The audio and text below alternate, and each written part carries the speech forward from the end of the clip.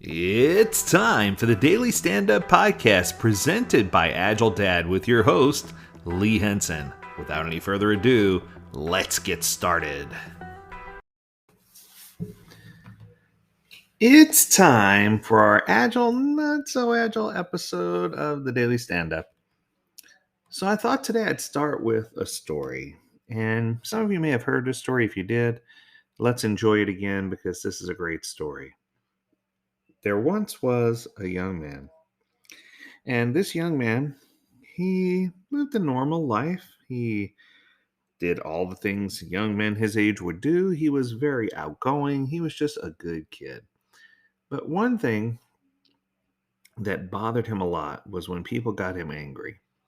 Now, he wasn't one who liked to get angry back because he realized that didn't get him anywhere. So he made a decision that from this point forward, he was going to, at any point someone got him angry, that he was going to do something about it to help him remember how angry he was at that moment. And he was going to have a memento that let him remember how angry he was.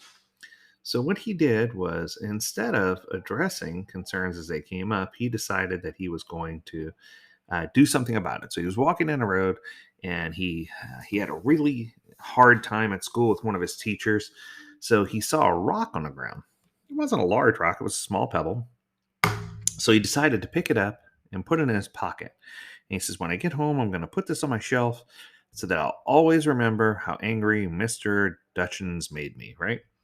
Now, instead of putting it on his shelf, he says, no, better yet, he says, I'm just going to carry it around with me. So every time I feel it in my pocket, I'll know how angry he made me. So he made it his tradition that every time he was upset, to pick up an additional rock. Now, throughout his formative teenage years and into his young adulthood, let's just say his rock collection grew quite a bit. He wound up with pockets full of rocks and jacket pockets full of rocks, and he just had a rock for every occasion. And the rocks were really starting to weigh him down. It got to the point where his entire home, every closet was filled with rocks, every shelf was covered with rocks, his kitchen sink was full of rocks, the bathtubs were full of rocks. I mean, this guy had more rocks than you could ever imagine because he let the world around him create a way for him to be upset. And he carried all those rocks with him everywhere he went. Now, there came a time where he said, I've got to do something about these rocks. He says, I've got to find a way to get rid of them. So he physically decided that he was going to call in a team of people who studied rocks and asked them if they wanted to take any of the rocks as part of out of his collection, so that they could have those and study them. So a group of scientists and geoengineers pulled up and they each were excited to see this exotic rock collection and what turned out to be all common rocks. They were like, well, this is the most interesting rock collection we've ever seen. What made you decide to collect these rocks? And rather than tell them about what was happening, he kept it to himself, thinking that, somehow, some way he was going to be able to get rid of these rocks. Didn't work out. He tried everything. He tried putting up, yard sale signs with free, come pick these up for free, a free rock sign in the window. I mean, anything he could to get rid of these rocks. But he couldn't get rid of these memories. He couldn't get rid of these rocks. He just couldn't get them out of his system. So he was struggling to find a way until one day there was a young lady that he met in town who told him, these rocks are really weighing you down. She says, what if I come over and I help you find a good place for these rocks? Now, what he didn't know was that she was studying landscaping and she was absolutely brilliant at what she did. And she started to help him take those rocks and put them out in, a garden rock landscaping type area.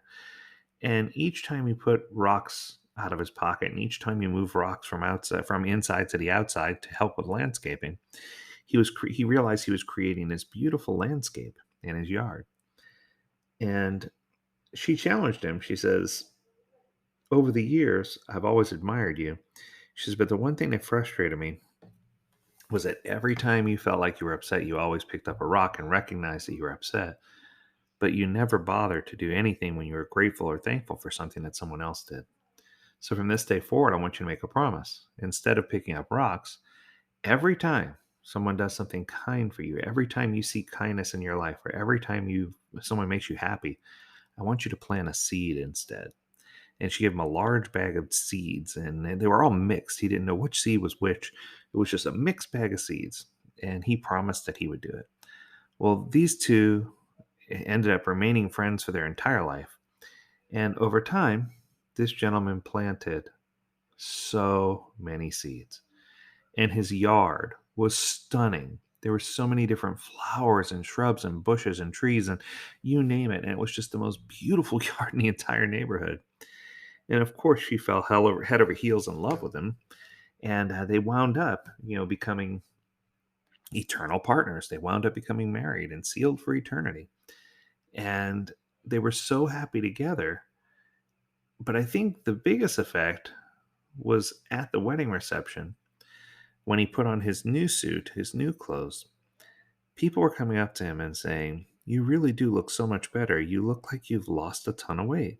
You look like the weight of the world is off your shoulders. You look so happy now." And I think that sometimes in our life, we spend so much time collecting rocks, collecting dirt on others, doing all these things, but we don't do anything useful with them. And when we try to lean on other people to take over our rocks or to do things like that, or we try to push our rocks off on other people, that doesn't work. It isn't until we open up about our rocks and that we face our rocks and that we do something with them ourselves and we start looking for positive things to do in our life that we realize that the rocks really weren't worth it. So, my challenge for you this week and this weekend is to find a way to get rid of your rocks. Do something special for someone. Find a way to be of service. Find a way to uplift someone else. Think about the happy moments. And lately, I've been really just driving this home. There's nothing more important than a gratitude journal. Take the time, and whether you do a video journal, an audio journal, a handwritten journal, but make sure you document the things that you are grateful for. And my promise to you is that if you start being grateful for things, that not only will you notice, but other people will notice your absolutely amazing garden as well. So I hope you have an amazing weekend. I hope this is uplifting for you. And as always, we encourage you to stay healthy, stay well, and stay agile. Until Monday, do take care, my friends.